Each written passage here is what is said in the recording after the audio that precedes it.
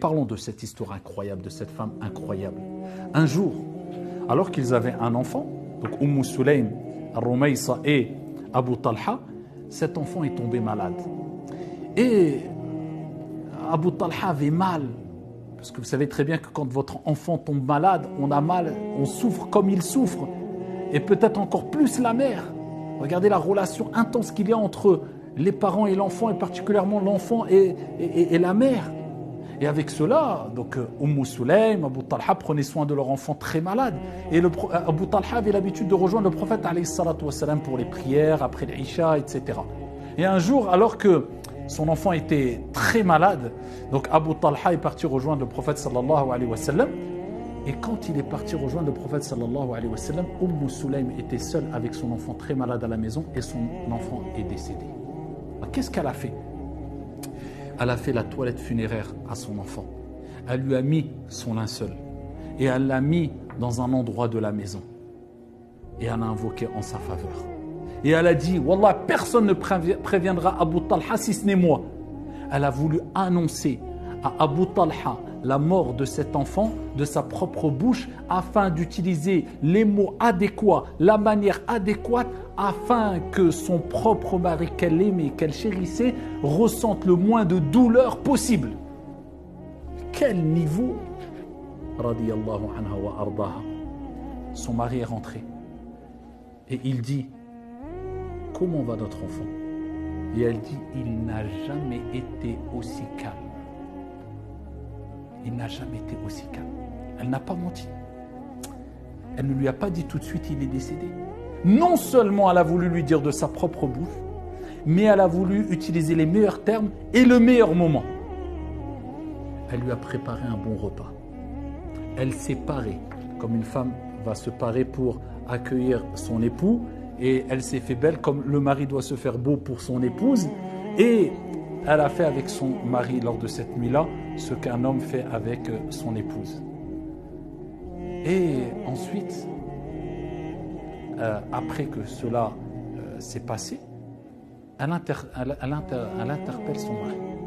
Et elle lui dit, Ya Abu Talha, que dirais-tu d'une personne qui te prête une chose, ou un voisin te prête quelque chose, et il viendrait le récupérer son dû?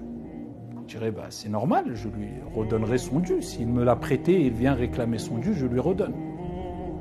Elle lui dit, sache qu'Allah subhanahu wa ta'ala nous avait prêté notre enfant, car nous appartenons tous à Allah subhanahu wa ta'ala, et Allah a repris ce qui lui appartenait.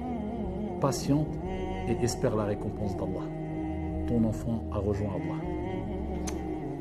Subhanallah. C'est quoi ce niveau? Les mots ne suffisent pas pour décrire ce niveau. Alors qu'elle a eu mal, alors qu'elle a souffert, mais elle s'est dit, c'est fait, c'est fait. Il faut que je choisisse les meilleurs mots, le meilleur moment, la meilleure des manières pour l'annoncer à mon époux et regarder le degré de piété qu'elle avait atteint et de certitude et de confiance en Allah subhanahu wa ta'ala. Et il a été furieux parce qu'il a dit, tu me dis ça que maintenant, après le repas, après qu'il y ait eu ce qui s'est passé entre toi et moi pendant cette nuit, après tout cela, pourquoi tu m'as... Il est sorti furieux et il a rejoint le prophète sallallahu alayhi wa sallam. Et il a raconté cela au prophète sallallahu alayhi wa sallam. Et le prophète alayhi salatu wa sallam a dit, est-ce que vous avez eu un rapport lors de cette nuit? Il a dit oui. Et le prophète alayhi salatu wa sallam a dit qu'Allah bénisse cette nuit pour vous. Qu'Allah bénisse cette nuit pour vous.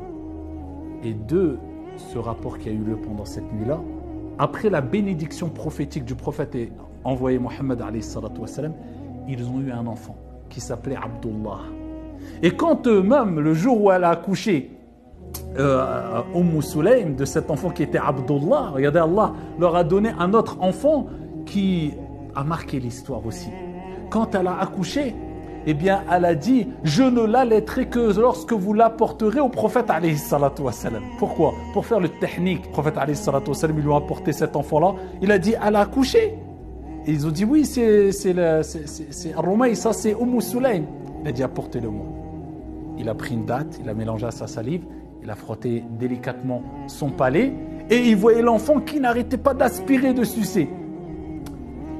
Et il dit, alayhi salatu wa sallam, en plaisantant et en souriant, Il dit ألا ترون